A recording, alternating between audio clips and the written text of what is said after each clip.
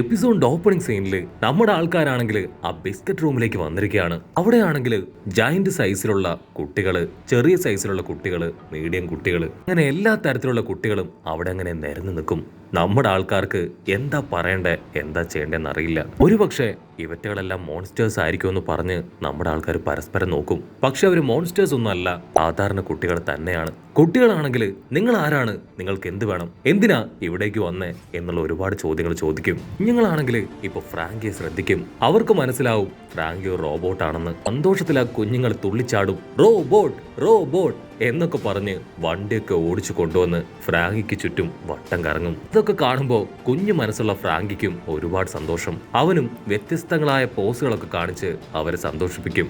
ആമി ആ കുഞ്ഞുങ്ങളോട് എങ്ങനെയെങ്കിലും സംസാരിച്ച് ഡീറ്റെയിൽസ് കളക്ട് ചെയ്യാൻ ശ്രമിക്കും. പക്ഷെ കുഞ്ഞുങ്ങളാണെങ്കിൽ അവളെ മൈൻഡ് പോലും ചെയ്യാതെ സംസാരിച്ചു കൊണ്ടേയിരിക്കും. പാവം സാഞ്ചി അവൻ ആരുടെയും കാലിലൊന്നും ഇടിച്ച് അപകടമൊന്നും പറ്റാതെ നടന്നു വരുമ്പോഴായിരിക്കും വേറെ ചില കുട്ടികൾ അവനെ റൗണ്ട് ചെയ്യുക. അവന്റെ പുരുകത്തെ പിടിച്ചു വലിച്ചും മുടിയിൽ പിടിച്ചു വലിച്ചൊക്കെ അവർ കളിക്കാനായിട്ട് തുടങ്ങും. ഇപ്പോഴായിരിക്കും നമ്മുടെ സാമുറായി അവൻ നിലവിളിച്ചു പറയും, നിർത്തടാ നിങ്ങൾ, സ്റ്റോപ്പ് ദ ഫക്ക്. സാമുറായിയുടെ ശബ്ദം കേട്ട് ആ കുട്ടികളെല്ലാം ഒരു സെക്കൻഡ് ഫ്രീസായി പോവും. സാമുറായി ചോദിക്കും, മൊമണസുക്കി എന്ന് പേരുള്ള കുഞ്ഞിനെ നിങ്ങൾക്കറിയോ? അവൻ എന്റെ മകനാണ്, അവൻ ഇവിടെ എവിടെയെങ്കിലും ഉണ്ടോന്ന് നിങ്ങൾ പറയും. കുഞ്ഞുങ്ങളാണെങ്കിൽ ആ തല കണ്ട് പേടിച്ച് ഉഷാറായിട്ട് ഓടും. അതിന് സാമുറായി ദേഷ്യപ്പെട്ട് പറയും, നിക്കടാ അവിടെ, മര്യാദയ്ക്ക് ഞാൻ ചോദിച്ചതിനുള്ള ഉത്തരം പറഞ്ഞിട്ട് പോ.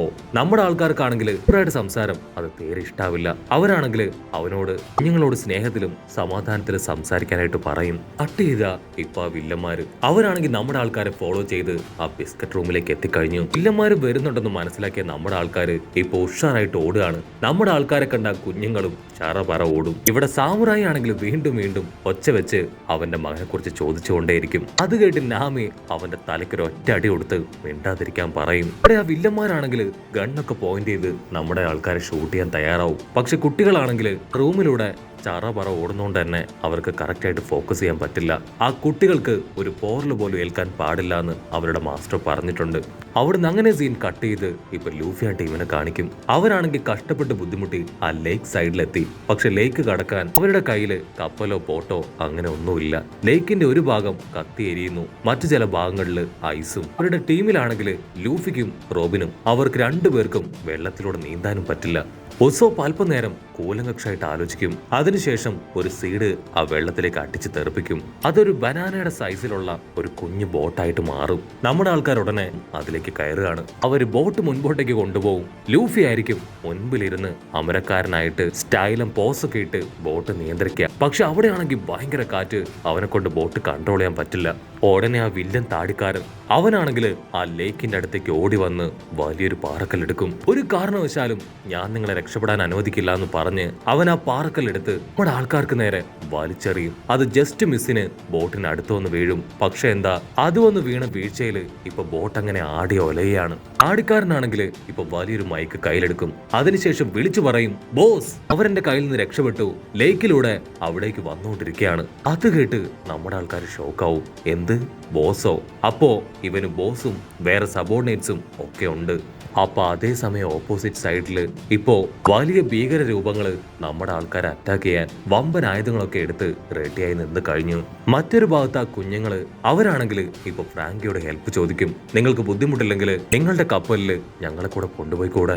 കുഞ്ഞുങ്ങളാണെങ്കിൽ നമ്മുടെ ആൾക്കാരോട് റിക്വസ്റ്റ് ചെയ്യും, ദയവ് ചെയ്ത് ഞങ്ങളെ രക്ഷിക്ക്, ഞങ്ങളെ ഇവിടേക്ക് തട്ടിക്കൊണ്ടു വന്നതാണ്. പക്ഷെ നമ്മുടെ ആൾക്കാരാണെങ്കിൽ അതൊന്നും കേട്ട് മൈൻഡ് പോലും ചെയ്യാതെ മുൻപോട്ടേക്ക് ഓടിക്കൊണ്ടേയിരിക്കും. ആ കുഞ്ഞുങ്ങളാണെങ്കിൽ നമ്മുടെ ആൾക്കാരുടെ പിന്നാലെ ഓടുന്ന കണ്ട വില്ലന്മാര് അവരോടി വന്ന് ആ കുഞ്ഞുങ്ങളെ തടയും. അയ്യോ ഇല്ല ഇല്ല, നിങ്ങൾ അവരുടെ പിന്നാലെ ഓടാൻ പാടില്ല, അവന്മാർ ദുഷ്ടന്മാരാണ്, നിങ്ങളെ പിടിച്ചുകൊണ്ട് പോയി അവർ ഉപദ്രവിക്കും. പക്ഷെ ആ കുഞ്ഞുങ്ങൾക്കാണെങ്കിൽ നമ്മുടെ ആൾക്കാരെ ഭയങ്കരമായിട്ട് ഇഷ്ടമായി, അതുപോലെ തന്നെ വിശ്വാസവും. അവര് പറയും, ഞങ്ങൾ ഇത്രയും സമയം അവരുടെ കൂടെ ഹാപ്പി ആയിട്ട് എൻജോയ് ചെയ്ത് കളിക്കുകയായിരുന്നു, അവരങ്ങനെ ബാഡ് ആയിട്ടുള്ള ആൾക്കാരാണെന്ന് ഞങ്ങൾക്ക് തോന്നിയിട്ടില്ല, ഞങ്ങൾക്ക് അവരുടെ കൂടെ പോണെന്ന് പറഞ്ഞ് ആ കുട്ടികൾ കരയും.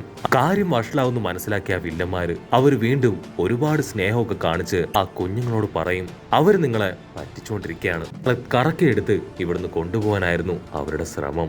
ഓൾറെഡി നിങ്ങൾക്ക് സുഖമില്ലാത്തതല്ലേ, നിങ്ങൾക്കിപ്പോൾ ആവശ്യം പ്രോപ്പർ റെസ്റ്റ് ആണ്, അതിനാവശ്യമായിട്ടുള്ള ചെറിയൊരു മെഡിസിൻ ഞങ്ങൾ തരാന്ന് പറഞ്ഞ് അവരാണെങ്കിൽ ഇപ്പൊ ആ കുഞ്ഞുങ്ങളെ മയക്കാനായിട്ട് റെഡിയാവും. കുഞ്ഞുങ്ങളാണെങ്കിൽ പതിയെ ടേൺ ചെയ്ത് പുറകിലേക്ക് നോക്കും. അപ്പൊ അവര് കാണും ആ വില്ലന്മാരുടെ കയ്യിൽ ഒരുപാട് ഗണ്ണുകള്. വില്ലന്മാര് നിമിഷ നേരം കൊണ്ട് ഒരുപാട് സ്ലീപ്പിംഗ് ഗ്യാസ് അതവിടെ മുഴുവൻ സ്പ്രെഡ് ചെയ്യാണ്. ഗ്യാസിൽ പെട്ട് കുഞ്ഞുങ്ങള് അവര് പകുതി മയക്കത്തില് ഓരോരുത്തരായിട്ട് വീഴാൻ തുടങ്ങും.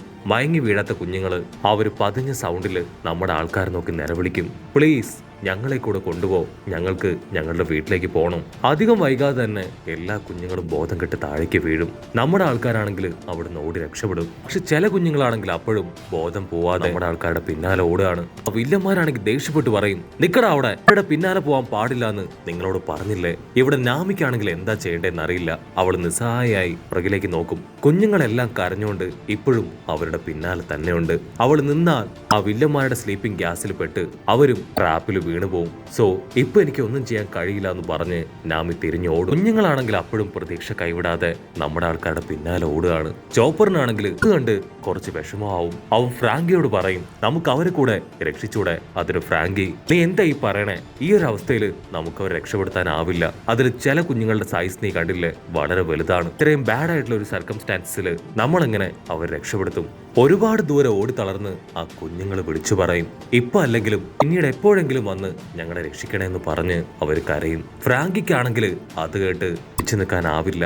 അവൻ നെഞ്ചു തകർന്ന് പൊട്ടിക്കരയാണ്. ആമയാണെങ്കിൽ അത് കേട്ട് ഫ്രീസായി സഡൻ ബ്രേക്ക് ഇട്ട് നിൽക്കും. അവൾക്ക് മനസ്സിലാവും ആ കുഞ്ഞുങ്ങളുടെ മനസ്സ് ഒരുപാട് വേദനിക്കുന്നുണ്ടെന്ന്. അവരുമായിട്ടുണ്ടായ ഹാപ്പി മൊമെന്റ്സ് ഒക്കെ ആലോചിച്ച് ആമി വീണ്ടും ഇപ്പൊ ആ കുഞ്ഞുങ്ങളെ തിരിഞ്ഞു നോക്കും. അവരുടെ എല്ലാവരുടെയും മുഖത്ത് നിസ്സഹായതയും സങ്കടവും വിഷമവും മാത്രമാണ്. എന്നെ കൊണ്ട് പറ്റില്ല ഇവരെ കണ്ടില്ല എന്നടിച്ചു പോവാൻ, ഞാൻ ഇവരെയും രക്ഷിച്ചുകൊണ്ടേ ഇവിടുന്ന് പോകൂ. ഇത് കേട്ട് സാഞ്ചിയാണെങ്കിൽ ടെൻഷനാവും. നാമി, നീ എന്താ ഈ പറയണേ, നമുക്കിപ്പോ അവർ രക്ഷിക്കാൻ പറ്റില്ല. ഇവരൊക്കെ ആരാണ്, എന്താണ് ഇവിടെ നടക്കുന്ന കാര്യങ്ങളൊക്കെ എന്തൊക്കെയാണ്, ഇതൊന്നും നമുക്ക് അറിയില്ല. സോ എടുത്തു ചാടി ഒന്നും ചെയ്യരുത്. ആമയാണെങ്കിൽ തീർത്തു പറയും, ആരൊക്കെ എന്തൊക്കെ പറഞ്ഞാലും ഈ കുഞ്ഞുങ്ങളെ ഞാൻ പ്രൊട്ടക്ട് ചെയ്യും. അത് കേട്ട് കുഞ്ഞുങ്ങളാണെങ്കിൽ കരച്ചിൽ നിർത്തും. അതേസമയം ഇവിടെയാണെങ്കിൽ ആ വില്ലന്മാര് അവരാണെങ്കിൽ ആ കുഞ്ഞുങ്ങളെ പിടിക്കാൻ അവരുടെ പിന്നാലെ ഓടും. വില്ലന്മാരാണെങ്കിൽ ഇപ്പൊ ആ കുഞ്ഞുങ്ങളെയും നമ്മുടെ ആൾക്കാരെ ഷൂട്ട് ചെയ്യാൻ ഗൺ പോയിന്റ് ചെയ്യും. അത് കണ്ട സാഞ്ചി ഫയറൊക്കെ തെറിപ്പിച്ച് അങ്ങനെ കുഞ്ഞുങ്ങൾക്ക് നാമിക്ക് നേരെ കറങ്ങി വന്ന് സ്റ്റൈലായിട്ട് നിൽക്കും. അടുത്ത നിമിഷം സാഞ്ചിയും ഫ്രാങ്കിയും ചോപ്പറും അവര് 3 പേരും ചേർന്ന് ആ വില്ലന്മാരെ തല്ലി കൊല്ലുകയാണ്. അവിടെ ഉണ്ടായിരുന്ന അത്രയും കുഞ്ഞുങ്ങളെ നമ്മുടെ ആൾക്കാർ ഇപ്പൊ പ്രൊട്ടക്ട് ചെയ്യും. സാഞ്ചിയും ഫ്രാങ്കിയും ആ കുഞ്ഞുങ്ങളെയും നാമിയെയും ചോപ്പറിനെയും അവിടുന്ന് ഒരുമിച്ച് പറഞ്ഞയക്കും. അതിനുശേഷം അവർ 2 പേരും വില്ലന്മാരുമായിട്ട് ഫൈറ്റ് ചെയ്യാൻ റെഡി ആയിട്ട് നിൽക്കും. അങ്ങനെ ബ്ലാക്ക് ഔട്ട് ചെയ്ത നമ്മുടെ ബ്രൂക്ക് അവനാണെങ്കിൽ ഒരുപാട് നേരം കപ്പലിൽ ഇരുന്നിരുന്ന് ബോറടിച്ച് പുറത്തേക്ക് വന്ന് കുറെ സ്നോമാൻസിനെ ഒക്കെ ക്രിയേറ്റ് ചെയ്ത് ഡാൻസ് ഒക്കെ കളിച്ച് അങ്ങനെ നിൽക്കും. അടുത്ത നിമിഷം ആരും അവിടേക്ക് വന്ന് അവൻ ക്രിയേറ്റ് ചെയ്ത് വെച്ച ആ സ്നോമാൻസിനെ മുഴുവൻ വെട്ടി നശിപ്പിക്കുകയാണ്. ബ്രൂക്ക് അത് ആരാണെന്ന് നോക്കും. തലയും കാലുമില്ലാത്ത ഒരൊടല്. അത് കണ്ട് പേടിച്ച് നോ എന്ന് ബ്രൂക്ക് നിലവിളിക്കുന്നതോട് കൂടെ ഈ ഒരു എപ്പിസോഡ് അവസാനിക്കുന്നു. എപ്പിസോഡ് ഇഷ്ടപ്പെടുകയാണെങ്കിൽ തീർച്ചയായിട്ടും ലൈക്ക് ചെയ്യാനും കമന്റ് ചെയ്യാനും ഷെയർ ചെയ്യാനും മറക്കല്ലേ. അടുത്തൊരു അടിപൊളി എപ്പിസോഡുമായിട്ട് കാണുന്നവരെ it's me with Mallu episode.